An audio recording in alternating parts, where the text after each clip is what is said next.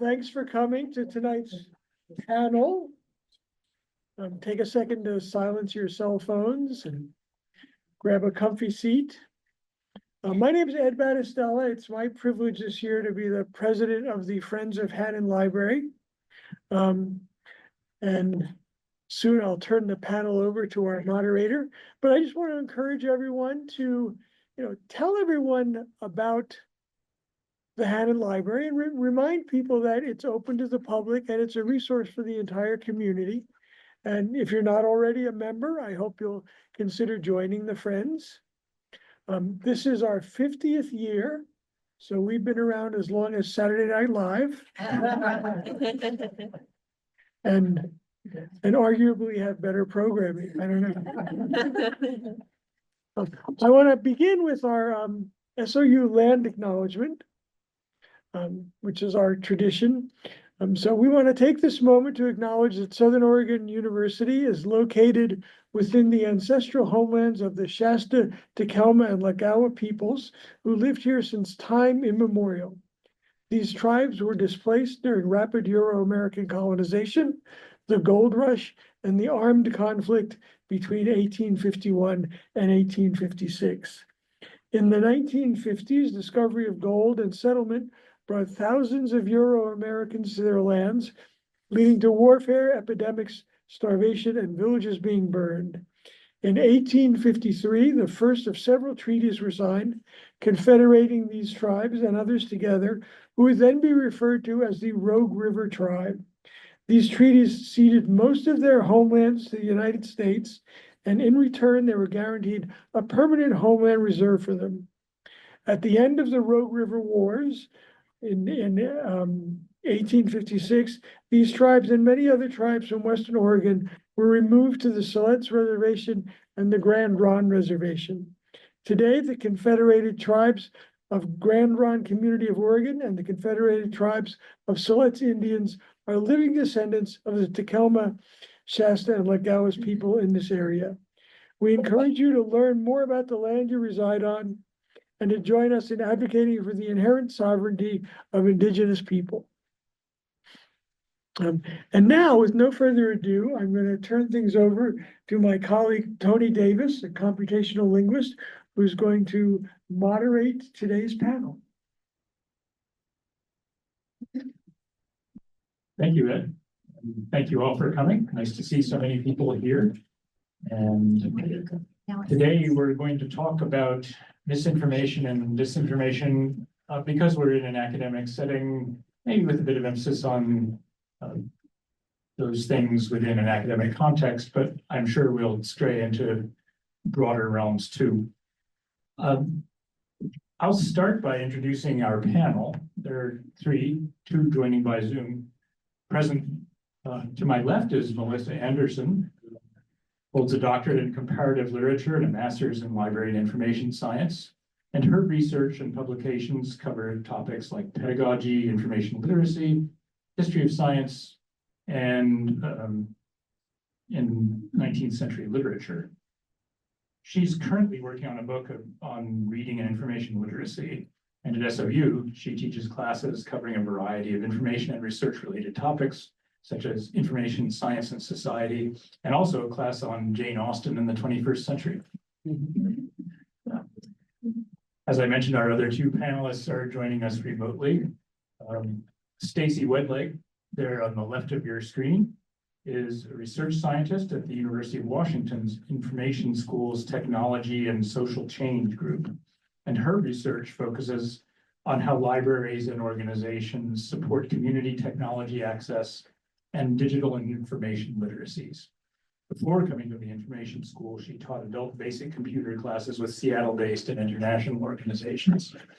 And then on the upper right of your screen, I'm pleased to welcome Elizabeth Ramsey, an associate professor and librarian at Boise State University, the Albertsons Library there. Her research focuses primarily on library contributions to student success and disinformation as an aspect of radicalization. In 2023 and 24, she was on a Boise State team that was awarded a targeted violence and terrorism prevention grant by Homeland Security to tackle disinformation as an aspect of recruitment and incitement to violence by hate groups. In 2024-2025, she was a research associate at University of North Carolina at Chapel Hill's Center for Information Technology and Public Life. She's carrying on her work to help strengthen our community's resistance to false and misleading information.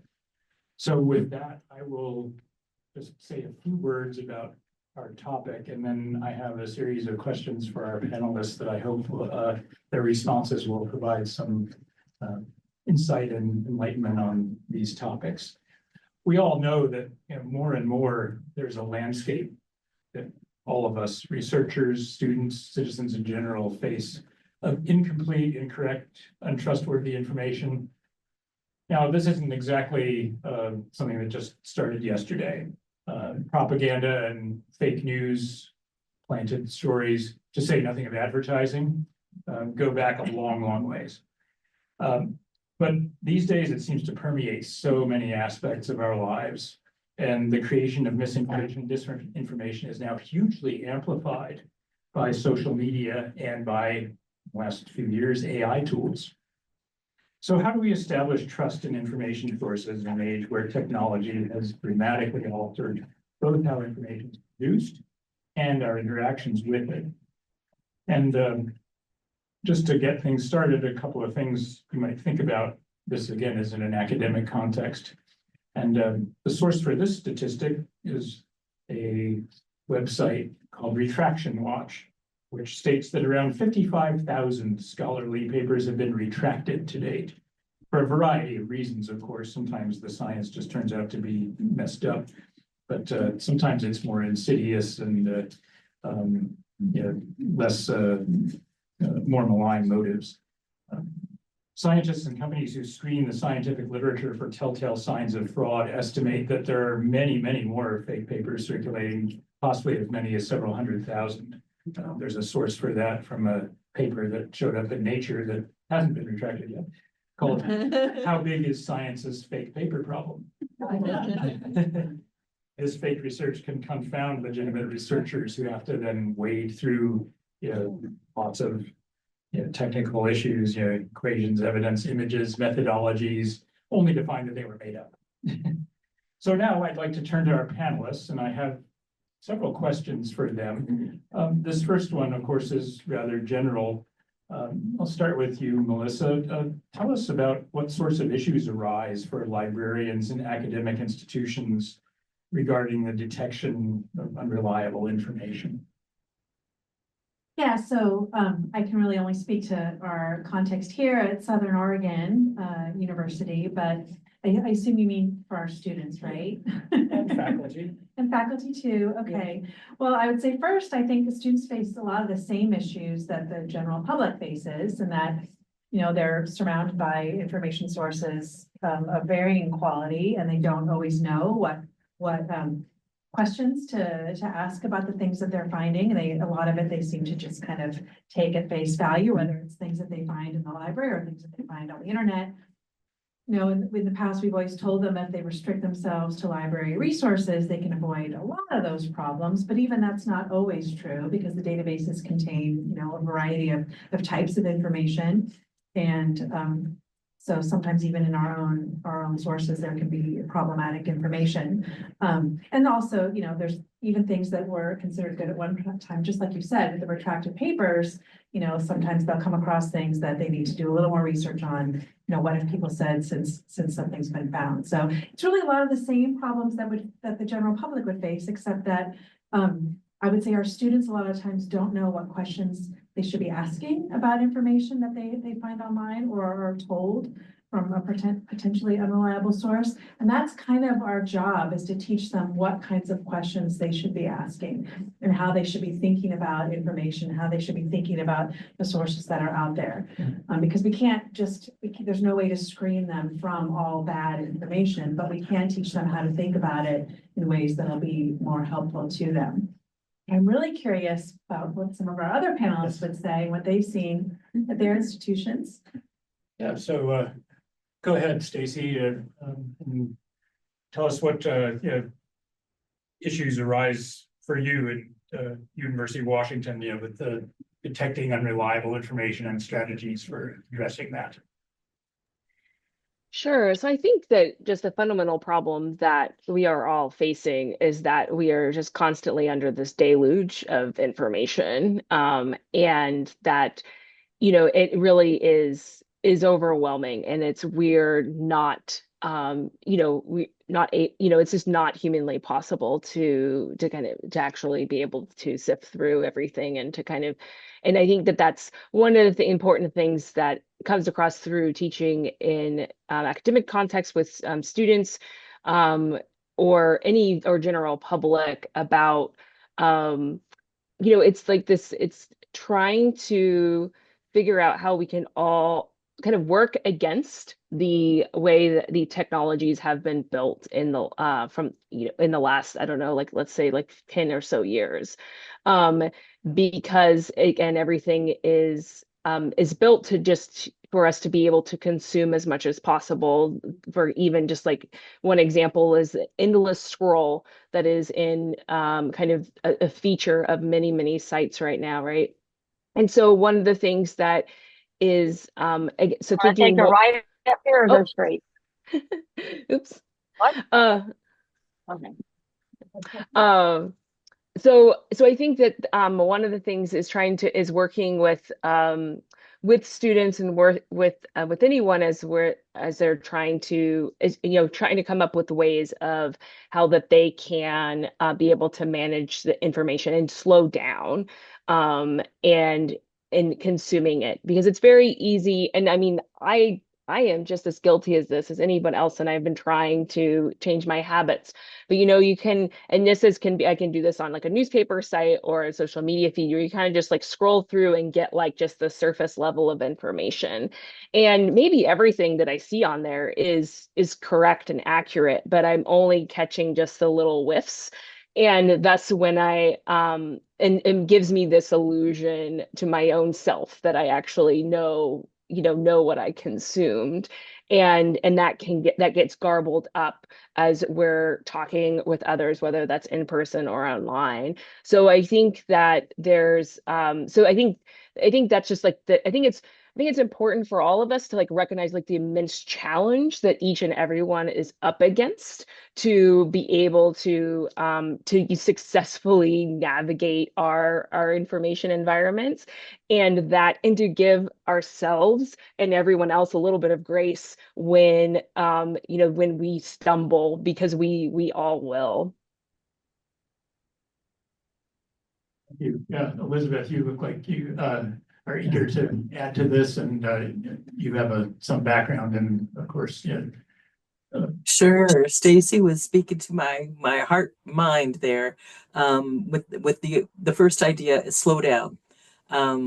Yeah, because that, as important as it is to try and inculcate, to teach our students some information evaluation skills, we're also trying to inculcate this fact checking, this mindset to slow down when interacting with information online, to be more deliberate. We interact with it so superficially, right? We swipe and scroll and accept for search results, when we need this slower mindset to be more deliberate in how we approach online information. We're up against the algorithms that service information and technology. We also need to just understand. I was so appreciative you talked about how much we're up against, because it's so important to understand our innate biases and how difficult that makes it for us to get past those, to be truly critical of the information that we're consuming. We're subject to some very strong cognitive processes that make us believe things that we hear more than once, or things that confirm what we already believed. We're also more prone to social biases. We will believe information that is presented by people in our in-groups rather than information that's presented by perhaps experts in the field. So we're up against quite a bit, but slowing down is going to be a key aspect of being able to deal with that, and inculcating this fact-checking mindset So it's a skill and it's a disposition that we all need to try to take on. We tell our students that what we're trying to teach them is a durable skill, that it's not just for academia, it's for their lives. Yeah. Thank you. This leads very naturally, I think, to the next question I had, which is these skills that you mentioned just now, Elizabeth, things like, being aware of confirmation bias or being aware of peer pressure, and all of you have mentioned about slowing down and, not just scrolling superficially. Should those kinds of things be explicitly taught? Is there a need for, formal instruction in information literacy, or are there kinds of informal interactions that we can foster that would accomplish the same sort of thing? Sure, go ahead. Yeah, I mean, I think ideally we'd have both, right? I mean, I think that I do believe that it's helpful to teach information literacy explicitly. I think that we're trying to help our students think critically and reflect on their own engagement with information, both as consumers and as producers. We want them to be very intentional about the way that they consume and produce information. And I think that it can be helpful to teach that very explicitly. I don't think you can teach it out of context though. Like, I think it really helps to teach it within a particular context. So what we've done here at SOU is we've developed really a suite of library and information science classes that all engage with information literacy in different ways, but through themes, right? So we teach like my Jane Austen class that you mentioned is actually an information literacy class. Because it's really about information creation and information formats and those kinds of things. And we've had other classes that are about biases and information. So students are reading about those kinds of things and thinking critically about their own engagement with information on many different levels. So I do think that it's not magic. You can't just like give someone information literacy skills, but putting it within a context where they can engage with it is really helpful. But I do think those informal interactions can be great too. I mean, I think that, for example, if a student presents themselves at the research help desk and needs to find, research for a paper, that's a great opportunity to kind of walk them through some of the sort of dispositions or approaches that you'd like them to have, and explicitly articulate what exactly is happening. What exactly are you finding, and what are the questions you want to ask about the things that you're finding? So I think those informal moments can be great, but I think I believe that you also need some explicit formal instruction too. Stacey and Elizabeth, would you like to comment on that? Okay. Yes, 100% agree. Formal and informal mix is definitely the way to go.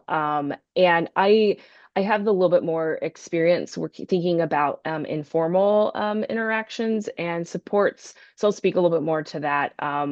First of all, I think it's also want to emphasize this is a lifelong, should be a lifelong kind of education for all of us. And so, ideally this starts for kids in elementary Need to go school. through Chick-fil-A, is that okay? No? You What can do you pick want? me up a sandwich too, please. Um, and through our whole lives. And so, and I think that I love what was just talked about, again, thinking like context and and making, and it's very important, yes, to make things relevant to each other. And so the one thing, so I've worked on with some colleagues here at the information school to create these series of games around kind of information literacy, misinformation, and they're narrative based games. And there's one game that my colleague made with a bunch of fans of the K-pop group BTS, and they made a game targeted at fandom communities and talking about the ways that bad information can circulate within the online fandom context. So super specific. Like, I look at this game and I interacted with it and it doesn't really connect with me as much, but for others, it totally makes sense. They're making references to like these things that have actually happened within K-pop communities. And that's the type of, again, so if you're a student that's getting this like in the classroom and then getting this in these kind of more fun, like informal ways at like a public library or you're hearing it from your instructors or you're at the librarian when you're at the reference desk, and everybody's kind of sprinkling it in everywhere. Like, it's going to start clicking more when you encounter it on your own later on. And hopefully, again, like if they're also then after they leave, they graduate, they're continuing to get that elsewhere, and then they're also then sharing it with others as well. So again, hope it's building some good foundation for kind of a lifelong of growth and learning.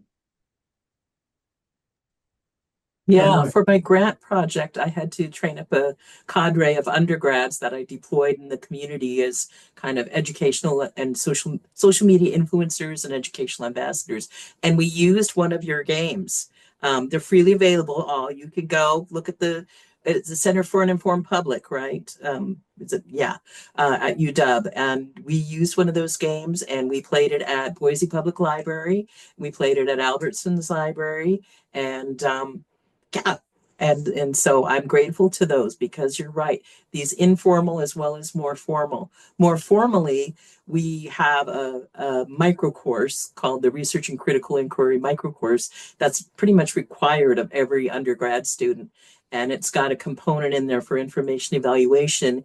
We use a particular methodology called lateral reading, which has been developed by researchers at Stanford. And it actually uses a fact checkers technique. You don't stay on a web page to find out what's going on with it. You want the context surrounding the information.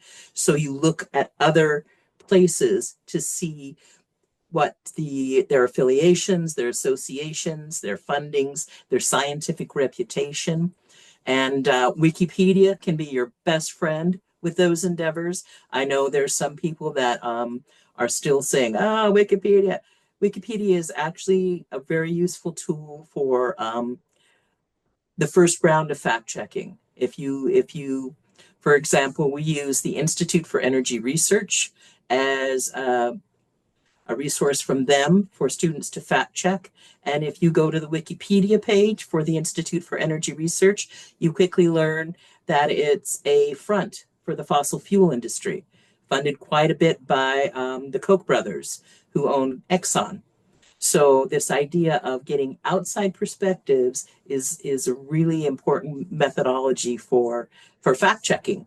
And it takes some critical thinking. We find that maybe a third of our students cannot get through it the first time around. We have to be more deliberate. So it's not easy. It's a habit, and it's something we've got to keep doing all our life. Yeah. Yeah, thank you for bringing in those concrete examples. And maybe Stacey and Melissa would like to mention, just because we were talking sort of abstractly about the need for information literacy, if you also have some concrete examples to share of how critical thinking skills might be applied in that context. Might be interesting for us to hear about that. Sure. Yeah. So one of the courses that I designed for our little, like I said, our suite of information literacy courses was about science and information, and I called it Science, Information, and Society. And so the idea was that this was really geared towards freshmen, first year students who don't have a lot of these skills already, are coming in without a lot of experience doing research. And a lot of the readings for the class were newspaper articles. So things like New York Times or Atlantic or all different kinds of things that we would find on the internet that were about science topics. So their job was to really learn how to read these articles and ask questions like, well, they're saying a study, this is results of a study. Well, where was that study done? Who was involved? What did it look like? You know, those kinds of things. And I actually had an exercise one day that I called it, I can't remember, I called it like the library scavenger hunt or something like that. But it was just like a worksheet they had to do where they had all these different articles and they had to find information in the article, or if it wasn't in the article, go outside of the article and do that lateral reading and figure out like, well, who actually wrote this? Who did this study? And the students, when they were doing it in class, I mean, gosh, they could not have complained more. They were like, oh my God, like, like, I don't know how to find this thing. And so, I'm going around and giving them clues like, oh, well, maybe you might try this, maybe you might try that. And they were just like, oh man, this is such a pain. Like, this is taking so long. Like, I mean, the whole time they were just belly aching the whole time for the whole class. But at the end of the class, I asked them about, what were the things that you learned a lot from in this class? What were the most useful things we did? And half of them, or more than half of them, said that particular assignment, they learned the most from that. From actually having to go through those articles and find pieces of information, or even better, go outside of the article and actually figure out like who did the study, who were the people involved, when was it done, and is this what the study actually said happened? Were the results what the article said, and that kind of stuff. And so yeah, it was a pain. It was painful for all of us to go through that, but they really did learn from being forced to do that. Thanks for that. Stacey, would you like to add something along those lines? Sure. Yeah, and just co-sign with everything that's been said so far. And yeah, that's I think with lateral reading, and which is kind of what we're all kind of we're talking about here, kind of going outside of that source. And I just want to emphasize that it's very different than how that it was kind of information literacy or evaluating a web pages used to be taught. And it was used to be taught where it's kind of more vertical reading, where you stay on the site or you stay within this. But really the way that the internet has evolved, using kind of, like using Wikipedia is a great thing as a first way. But you have to go outside the page because it's very easy. It's much easier to kind of deceive people. And so those old tricks need some supplement to it. A type of method of lateral reading that we really like at UW iSchool is the acronym is called SIFT. And one of the things that I really like is that this first step, the S stands for stop.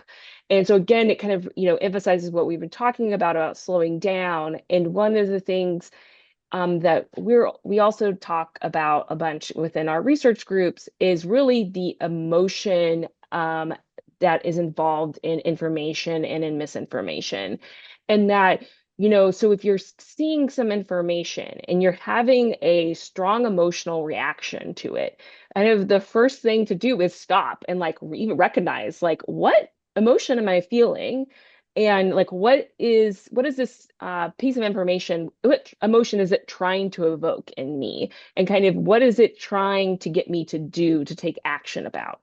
And it could be like, it's trying, this is how online information works. You get fundraisers from nonprofits, they use email, like headlines that are very emotional, and a lot of news articles use them. But again, it's like a little check, because a lot of times misinformation, disinformation online is trying to evoke that a reaction, trying to speak to something that is connected to something that you're kind of a core part of your identity or beliefs, and that overrides all those critical thinking like skills and abilities that you have. And so by stopping, again, this part of slowing down, but also stopping and kind of recognizing like, oh, I'm feeling something right now, it kind of gives you a little bit more of a chance to be like, to be able to then have those critical thinking skills kick in. So I think that's also something that is that we talk a lot about, that you have to think about those critical thinking skills kind of in the context of the information environment, and that it takes a little bit more of an effort to kind of turn those on, even for people who are very skilled at it. Yeah, in an environment where we get a torrent of information more than ever before, that seems like valuable advice. Elizabeth, did you want to add something to that? Well, I just wanted to add a little more about the more casual way of interacting with folks, and particularly in relation to interacting with folks. I'm so glad you mentioned identity and ego, because our beliefs are very tied up in our identity. So when you're trying to engage with somebody who's very invested in believing something that is demonstrably false, misleading, or maybe even hurtful to themselves or their community, it can be a hard thing to do, because we cannot confront people with the truth. Here's the facts. That is never going to work. Where we usually dig our heels in more when we're confronted with, I know better than what you're saying. So it's really hard for me to walk the talk, but we, as mentioned before, we have to approach each other with curiosity and with grace. We have to really engage with people to understand. And sometimes, according to some researchers, that in having to explain ourselves, it can open a little crack in our belief when we can perhaps maybe begin to change our own minds. We are not going to change others' minds, but by asking questions, to be genuinely curious, those questions can perhaps spark somebody's self-reflection and help them see that, oh, maybe what I'm saying is my truth is really not actually me. So it's really hard to do. I think his name is David Rainey, How Minds Change. It's a wonderful book that talks about how in California, when the proposition first went through for gay marriage and it got voted down, the folks that were in support of that were dumbfounded because they'd done extensive polling and thought that they had convinced folks that this was the way to go. So they strategized a little bit differently. And when they went out and were knocking on doors, they asked people to explain to them what their beliefs were in relation to gay marriage. And next time the proposition went through, and they firmly believe that this approaching each other with curiosity, with wanting to understand each other, can help us maybe cross some of the divides that we've been developing. So. I'd like to shift slightly to something that has been on everyone's mind probably in the last couple of years, and that is, you know, the new wave of AI tools and techniques that are insinuating themselves into every nook and cranny of our existence, it seems sometimes, or at least some people would like that to happen. Can librarians and other information science faculty aid students and faculty generally in using AI tools productively? How do critical thinking skills apply to using AI tools productively and to other aspects of information literacy? Anybody who wants to chime in on that? Well, librarians have developed an AI course that includes lateral reading because we find that that's an essential skill to use there to determine if the things that AI is sharing with you are actually real. We've had some issues with faculty and students coming to us with citations to find articles that were hallucinated, made up by AI.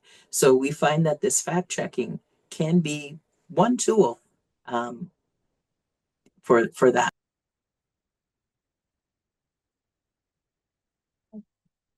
Yeah, go ahead. So it's a little bit hard to talk about AI because whatever we say here tonight will probably be different tomorrow. We are trying to actively engage with AI in a lot of different ways, and particularly in classes, I've been talking with students a lot about what AI can do and what it can't do, and about those hallucinations and things like that. What are the things that's actually good at? You know, it's pretty good at generating lists of keywords, you know, and there are things you can use it for. It's terrible at generating citations for you. It's terrible at doing research for you. You know, I would argue that it's you know, dubious quality when you ask it to summarize things for you. We are trying to see if there's ways to engage with it, but I think that sort of what Beth was kind of getting at a little bit is one of the most important things is to be critical about it, right? Don't just assume that what you're getting is authoritative. It kind of feels authoritative, right? I mean, the tone it takes when it talks to you sounds very authoritative, and students tend to just sort of take it at face value as accurate, but they need to learn that this is an information source like many others that you need to be critical about. you need to think about. You need to use those lateral reading skills and look at other ways of verifying the information you're getting. I think it's also, for me, it's been helpful so far to really talk to students a lot about how AI is actually generating the information. Because I actually think that that's something that's important with all of our sort of information resources that we use, is thinking about how is this produced? So that way you can kind of say like, well, where might bias be introduced into that process, you know? Whether it's like a scientific article in Nature, or whether it's a bunch of stuff generated by an AI tool, thinking about how that information came to be and where bias might be introduced, where inaccuracies could be incorporated into the information that's getting produced. I think that's actually really helpful when you're talking about AI content as much as it is about, you know, a news story or something like that. I would Stacey. think the only thing I really have to add, I think, is that it's just the emphasizing the importance of engaging students in these conversations. And it's just, that's critically important, and to, you know, to have and encourage reflection on these tools, because you know, we cannot pretend like they do not exist. Students are well aware that they exist. And if we're not engaging with them in these conversations and helping guide them to the best of our ability, and I think there's some bit of honesty there of, you know, we can be honest with like, look, this is changing all the time, and we're, you know, we are also learning and figuring this out too. So I think it's very important, so we can make sure that they are continue to come with us, that they're starting to think about these things, because otherwise the tools will just get used without perhaps anyone kind of introducing some of those critical you know, aspects to it, and they will just continue to use them. Yeah, I'll chime in with an opinion of my own here, which is that there are many different kinds of AI tools and many different potential uses for them. And for instance, when you use a chatbot like ChatGPT or Gemini, it doesn't cite sources, it hallucinates like crazy. And that was my very first experience with ChatGPT, was watching it hallucinate and having enough background to say, hey, wait a minute, I'm going to fact check this.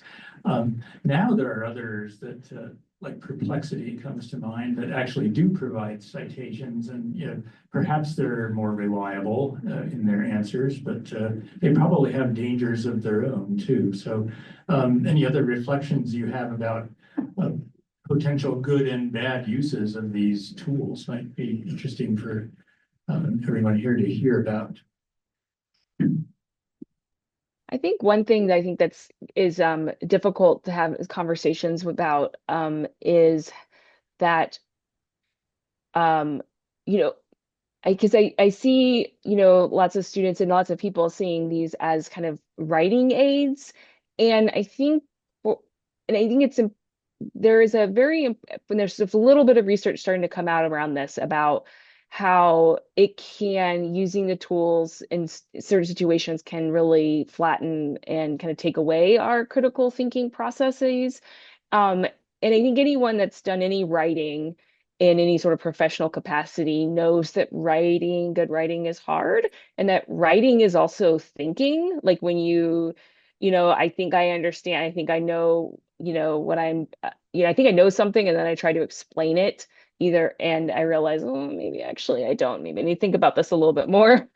And so we want to make sure that students are still engaging with that for their own, just for their own growth and learning, but then also, again, understanding the limitations of these systems.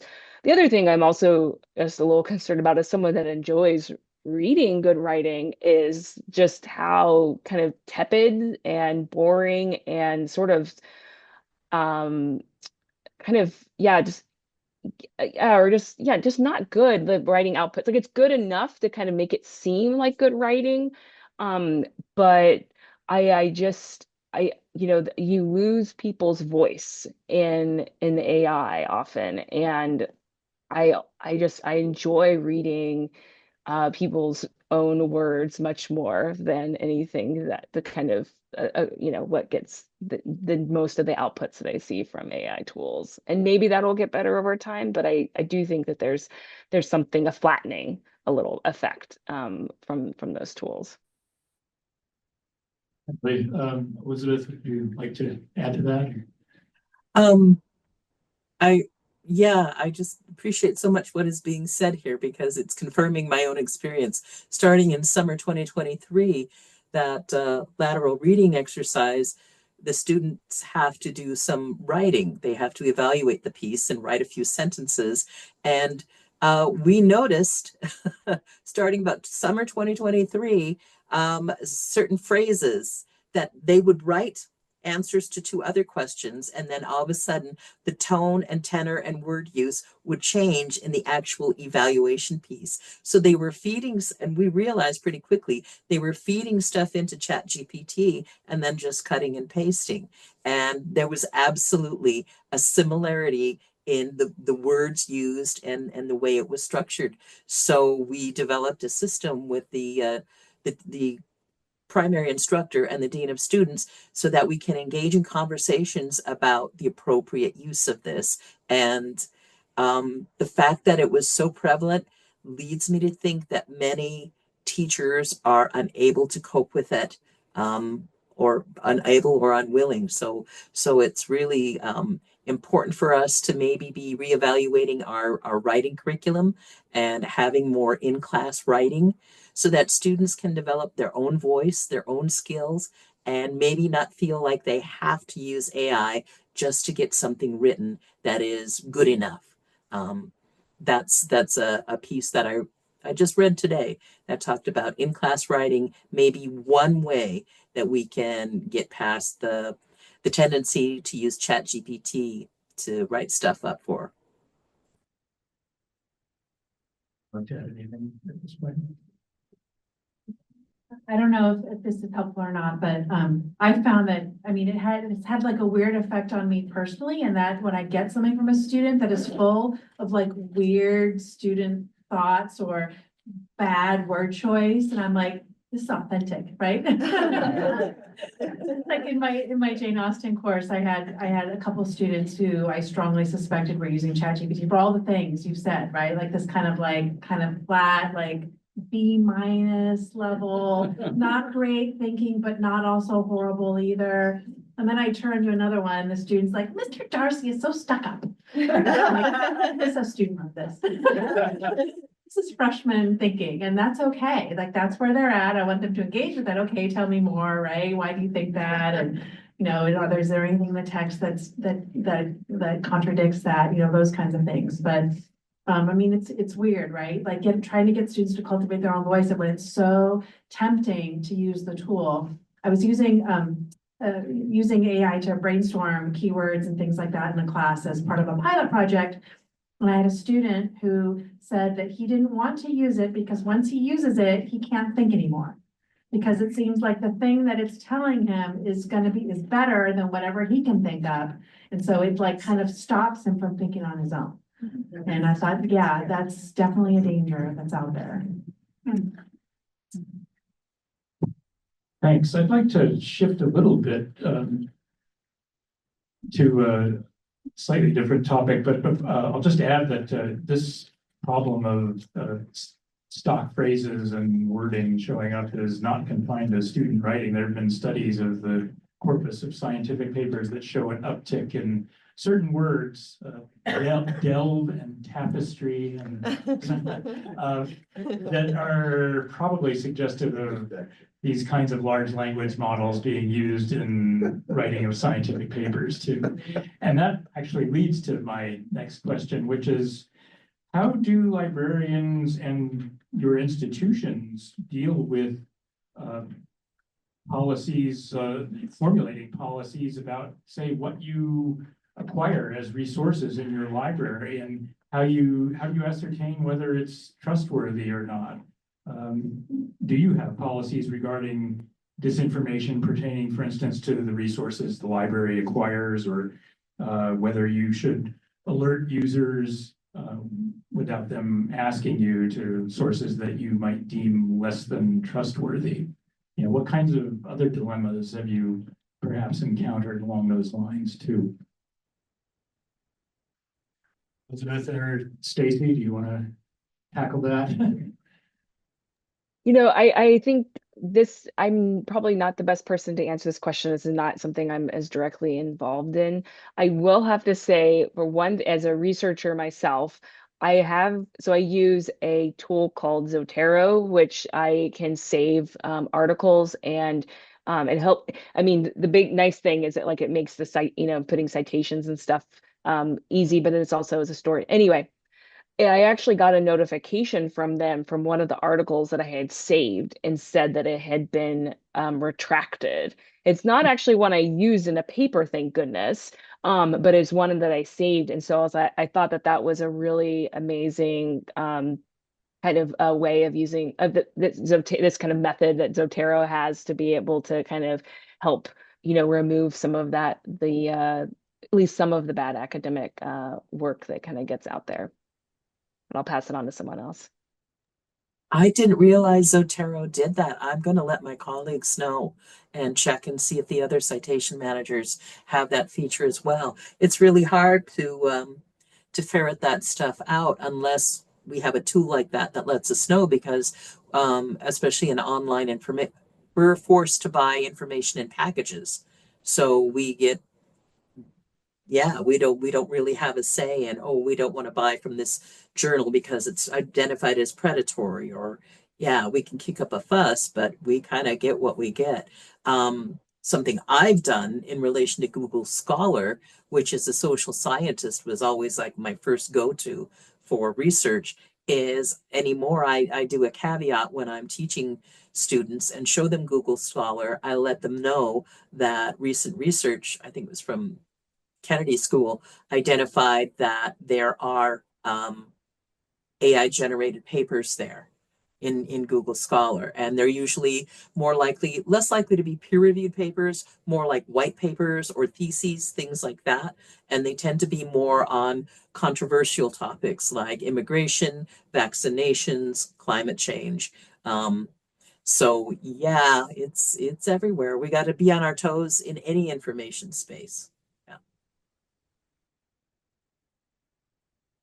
So Beth brought up one of the things that's certainly a challenge for librarians, that, when we're talking about books that we buy for the collection, we have, we all research what we buy pretty carefully, and it's part of our mission to provide high quality information resources to our students to support their research in the curriculum.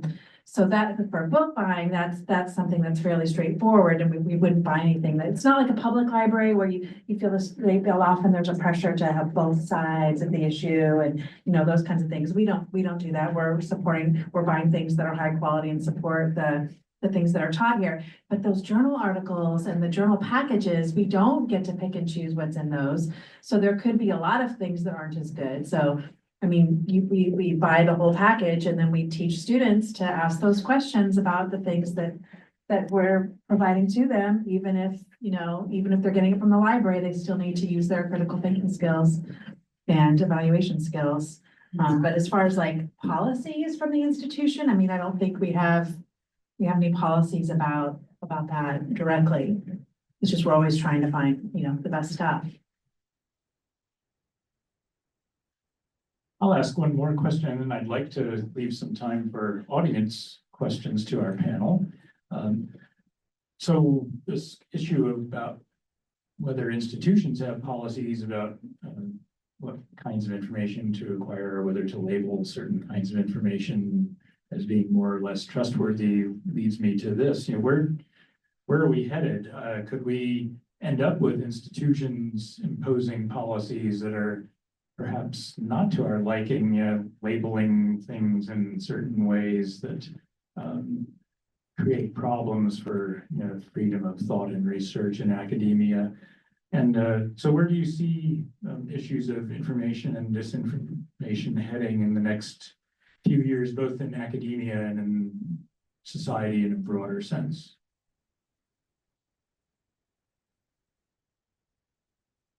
Anybody? Well, I think our students are catching on. I think they are. As I'm talking to them, they're like, well, it's a given. I'm gonna check on this. But for me, it's about crossing the divides that disinformation has reinforced. Um, I think the ability to communicate with each other across difference is going to be just as important as information evaluation skills. But it's hard for me to really see the future in the chaotic era that we're living. I know that right now, lawsuits are one of the big tools that are being used to try and shut down disinformation. One of Stacey's colleagues, Kate Starbird, has been the target of some such lawsuits. FOIA requests are also being used. I had one at my institution to try and shut down my research. It was from a self-styled news organization, and they wanted a copy of every single document that was ever created in line with the project. Fortunately, we have a really good general counsel, and they understood the law surrounding that and said, well, for that, you're going to have to pay this much money. And so they backed off from that. I have deliberately created openly accessible resources that are nonpartisan to try and avoid that. But when you're trying to help people find the truth, there are some folks that are going to find that dangerous and try and shut it down. We just can't give up the fight for academic freedom. You know, we just can't give it up. Thank you. Yeah, no, yeah, 100% agree about the, yes, you cannot give up the fight for academic freedom. One of my, a project of mine that I am worked on that is funded by NSF has gotten flagged by Ted Cruz in his search for quote unquote DEI related funding that the National Science Foundation or NSF has supported.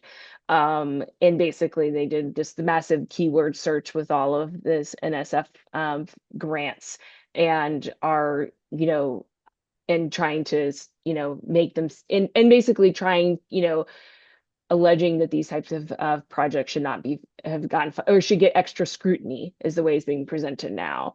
And I think we're all concerned in the future for around funding for research.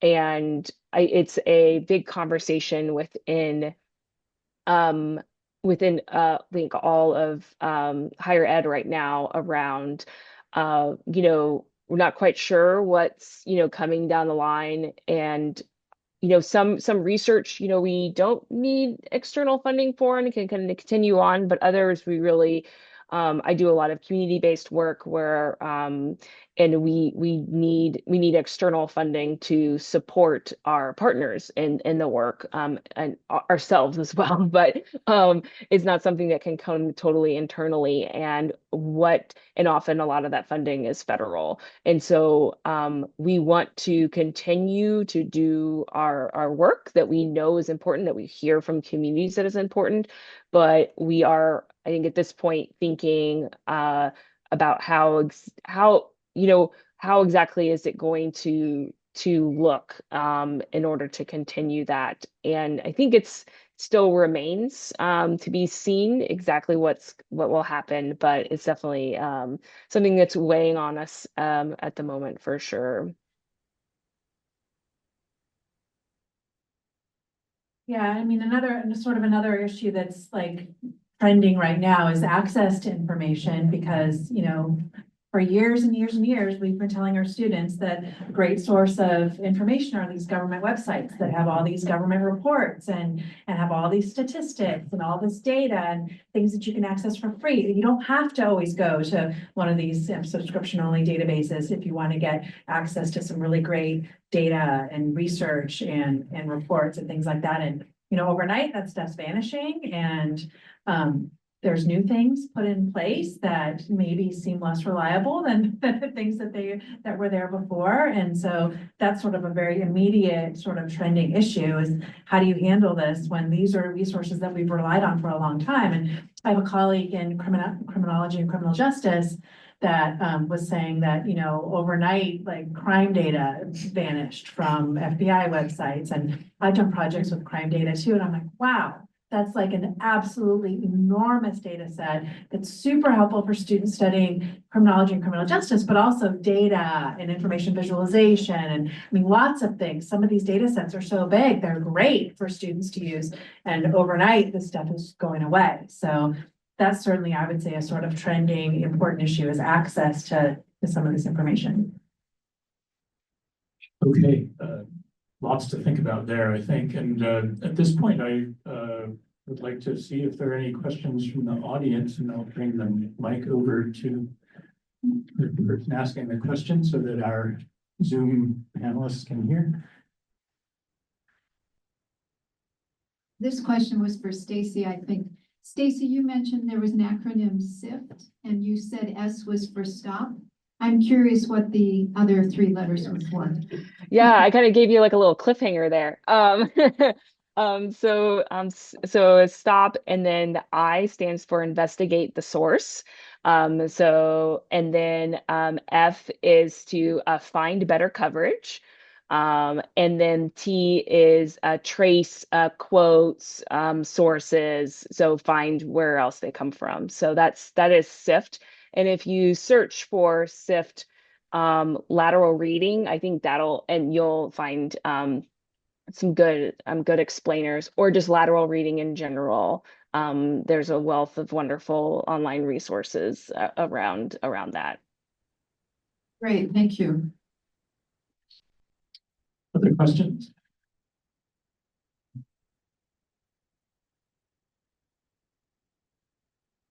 I have a comment about artificial intelligence. We have a class with about 60 students through Ollie, and we talk current events all the time. So fact checking and information evaluation is continuous, but I view artificial intelligence as a growing threat in its infancy right now, not a novelty. And I view it more as a Pandora's box, truly, than as a hope chest of sorts. But when I hear comments about students using it as a writing aid, to me that's chilling, because it takes away individualism and it takes away, I believe it's almost the enemy of critical thinking. So are there any guardrails being developed at the academic level to stem the flow and the abuse that's shouldn't be here, I think, with artificial intelligence on campus? Boise State has quite a few professional development opportunities, and they also have a committee that is helping faculty develop policies for their classes, because in some cases faculty want students to use them. I love the class that is having students use ChatGPT to generate citations, and then asking them to go to the library and talk to a librarian and compare what they find there. I love that assignment. So a lot of teachers are finding ways to integrate it in so that students can develop a facility with using it and an understanding of the ethical use of AI. I think that's key, to understand the ethics surrounding AI and information use generally.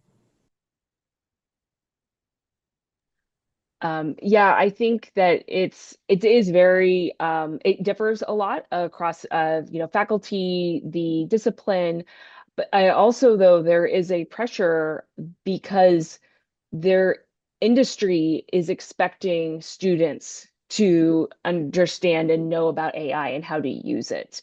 And so I think it's a push-pull, because there is regardless of maybe what an individual faculty member's feelings are about it, they also want to be students to be prepared to be able to, succeed in the workforce. To kind of build off another example, a colleague of mine, trying to provide some sort of exposure, but then also again that critical aspect of things was to she simulated an assignment from an employer was to like go and review Glassdoor, which provides reviews of employers. And so the employer says, review our Glassdoor and tell me what former employees are saying about the company.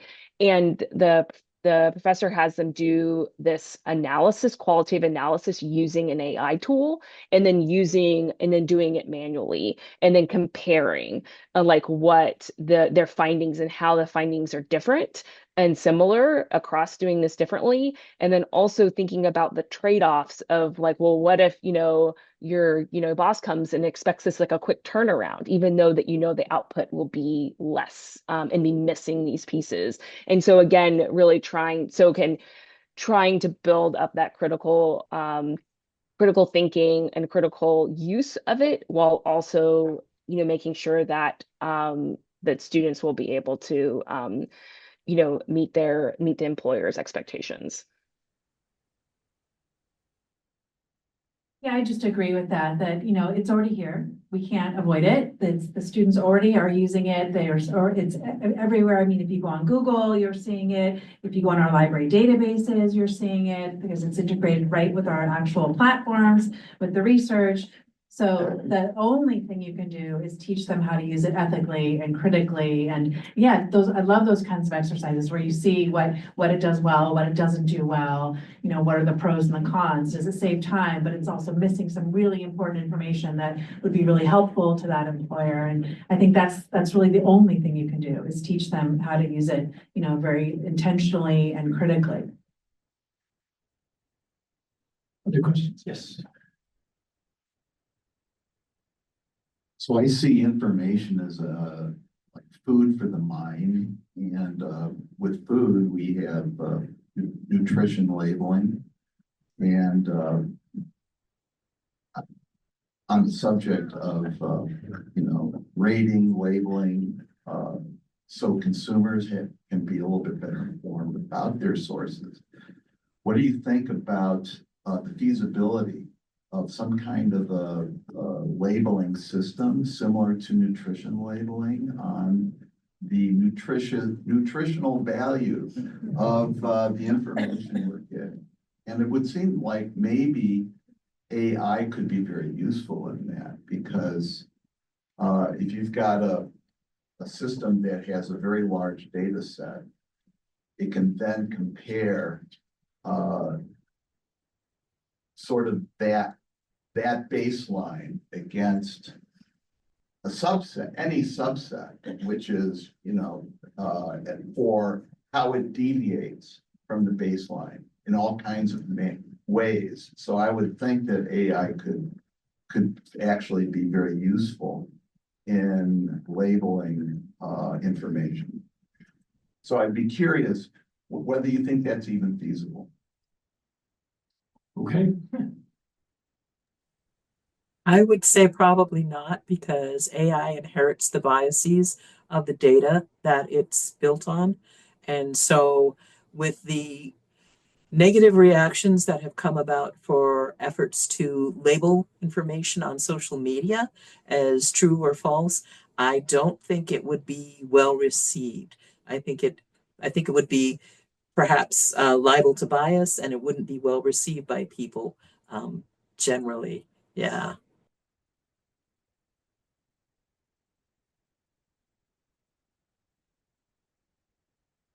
Well, I would just agree that I think that, if it's not AI doing it, if you've got people doing it, then it's going to be also prone to bias, and there's going to be a lot of pushback on, well, what makes you the expert, and, that kind of thing.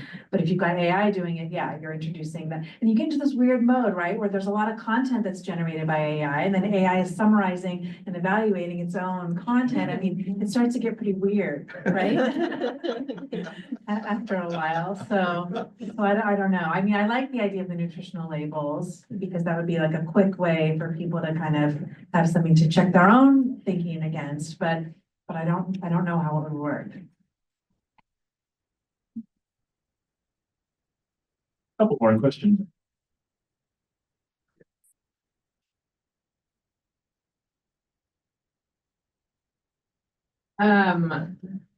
So it's been a while since I've been in academia, and I work for a local government agency, and I work with a lot of folks who don't necessarily have a higher education background and haven't really been taught these skills, and they're in a place right now where they're very conflicted about everything that's going on around them, and they don't really know how to evaluate a source for its trustworthiness, and at the same time, they don't really want to put the time in, or they're uncomfortable with how it's challenging what they hold to be true. And so I'm curious what, like, either like a quick like a short, reliable resource that you guys have, or some like words or recommendations of like, if you have a trusted relationship with that person, that you can kind of steer them towards putting these ideas that we're talking about in an academic setting into practice in a way that works for someone where evaluating information isn't their primary purpose in their day. Okay, fascinating question, I think. Yeah, how do we convey notions of trustworthiness to people who are under pressure and can't spend all day researching reliability of the information they're dealing with? Yeah, absolutely. And so I think what you mentioned there is like, if you or someone else, has like a trusted relationship with them, then that's a great first place to start.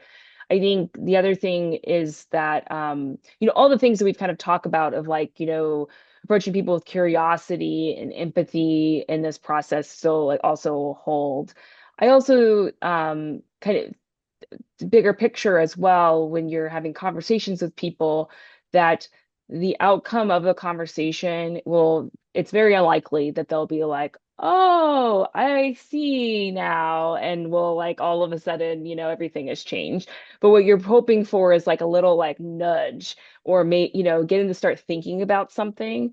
And I think that's success. And so it could, and it could be even just like kind of sprinkling it in, like if you're talking to somebody, and just so it's not, instead of it feels like a lesson.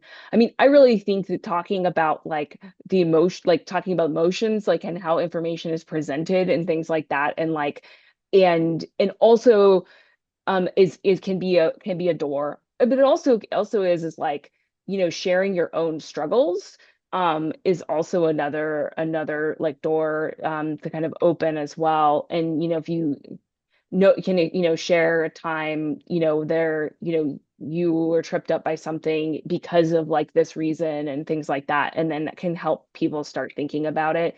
I do think that SIFT is when can actually be a pretty quick process, and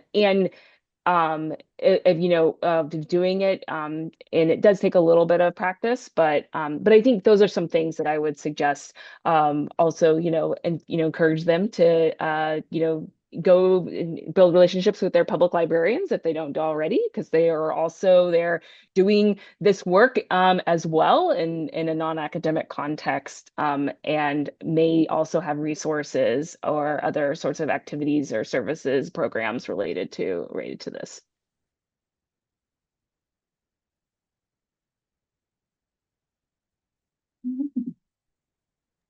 Ditto. I agree. Wonderful. Okay, we have time for just a couple more questions. I think, did you have one?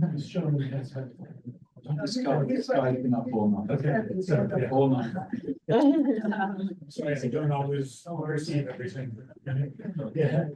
Anyway, thank you. I was just wondering, many of you work in libraries and archival settings. Do you find it any relevance to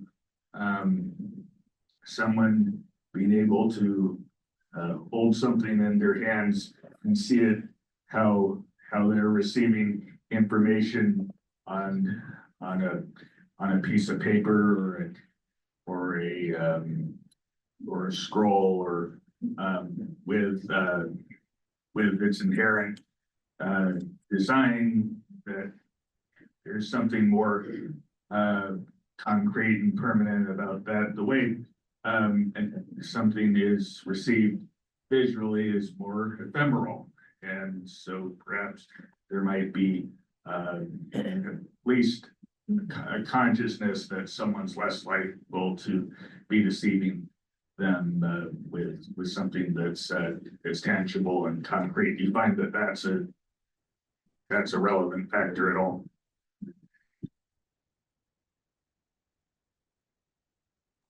I think, oh, go ahead. I think it's just such an interesting question, and just a couple of things is one, I think that just the sheer amount of information in something like that is different. So you have a little bit different environment, or different, not as big of a challenge. But I will also say, like, I mean, the National Enquirer, World News, like we're all, existed in paper as well. So I do think that's my kind of my gut thing, is that it definitely exists in all forms. This has all existed since the beginning of time, just in different formats. But the environment that we live in now is more challenging for sure.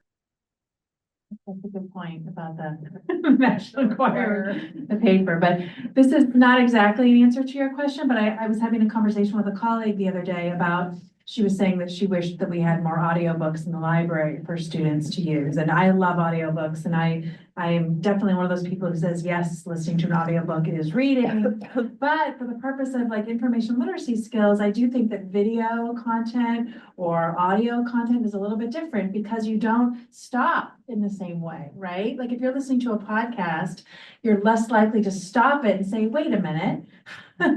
Where did that information come from? And like, what was the source that they were drawing on for that? Whereas if you're reading something, it's much easier to kind of stop and ask questions. So I do think there is a difference in the way you're receiving the information and how likely you are to kind of critically engage with it. I do think that seeing a video or listening to a podcast or something else is different in some ways. And I do think we need to maybe think about, are there strategies we could use to help people use some of these same information literacy skills for these other sort of media that they might be getting their information from.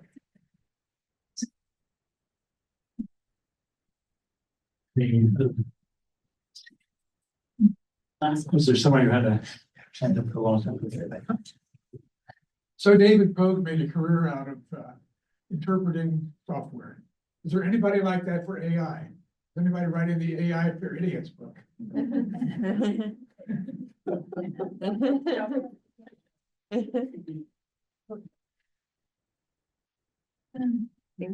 Thoughts on that? I'm sorry, I couldn't hear the question. Someone named David Pogue made a career of writing books about software, explaining it to people who didn't have an extensive background in it. And is there some equivalent person for AI? I've heard Yeah, I would say it's probably too soon to tell, but maybe our panelists have some views on that. No, the answer's no. Yeah, it's changing. But just that it's changing so fast. I mean, I think it's going to be challenging for anybody to write the book on it, because it's changing daily. All right, I think we better wrap up there. We'll just conclude by thanking we're out of time. Just want to thank everybody for coming, and we Yes. hope to see our panel.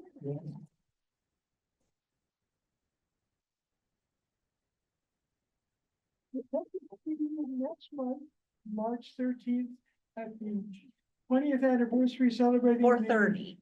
Building Starts an renovation. hour earlier. It starts an hour earlier, 4:30. There'll be all sorts of snacks and interesting exhibits around the library, so you can see some of